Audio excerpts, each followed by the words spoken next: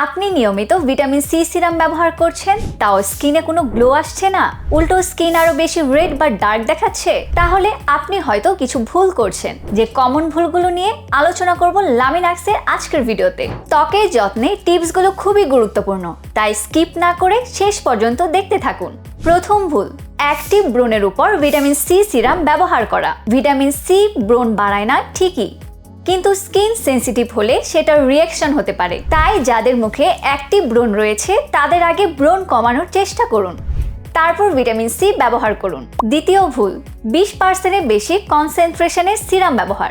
আপনি যদি নতুন ব্যবহারকারী হন তাহলে 5 থেকে 10% কনসেন্ট্রেশনের ভিটামিন সি দিয়ে শুরু করুন। হাই কনসেন্ট্রেশন অনেক সময় স্কিনে ইরিটেশন, লাল ভাব বা ডার্কনেস বাড়াতে পারে। তৃতীয় ভুল, মেলাসমা বা গভীর দাগে শুধু ভিটামিন সি ব্যবহার। মেলাসমার জন্য শুধুই ভিটামিন সি যথেষ্ট নয়। প্রথমে ডার্মাটোলজিস্টের প্রেসক্রিপশন অনুযায়ী ট্রিটমেন্ট করুন, পরে ভিটামিন সি দিয়ে মেনটেন করুন। চতুর্থ ভুল, ভুল ধরনের সিরাম বেছে নেওয়া। ত্বক যদি তৈলাক্ত হয় তাহলে ওয়াটার বেসড সিরাম নিন, আর যদি ত্বক শুষ্ক হয় তাহলে ক্রিমি টেক্সচারের সিরাম বেছে নিন।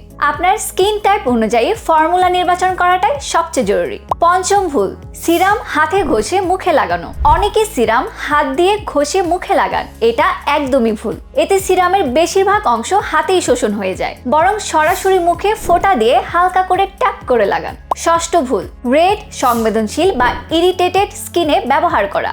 যদি আপনার স্কিন আগে থেকে রেড বা খসখসে থাকে তাহলে ভিটামিন সি ব্যবহার বন্ধ রাখুন। স্কিন আগে ঠিক করুন, তারপর সিরাম যোগ করুন। সর্বশেষ ভুল, সানস্ক্রিন বাদ দেওয়া। ভিটামিন সি ভালো কাজ করবে তখনই যখন আপনি প্রতিদিন সানস্ক্রিন ব্যবহার করবেন, না হলে পুরো প্রচেষ্টা ব্যর্থ। এই ভুলগুলো কি আপনিও করতেন? নিচে কমেন্ট করে জানাতে ভুলবেন না। ভিডিওটি ভালো লাগলে লাইক ও শেয়ার করুন। আরও এমন স্কিন কেয়ার ভিডিওর জন্য সাবস্ক্রাইব বা ফলো করে সাথেই থাকুন। শীঘ্রই আমরা হাজির হচ্ছি অথেন্টিক ও কার্যকরী ভিটামিন সি সিরাম নিয়ে। চোখ রাখুন লামিনাক্সে।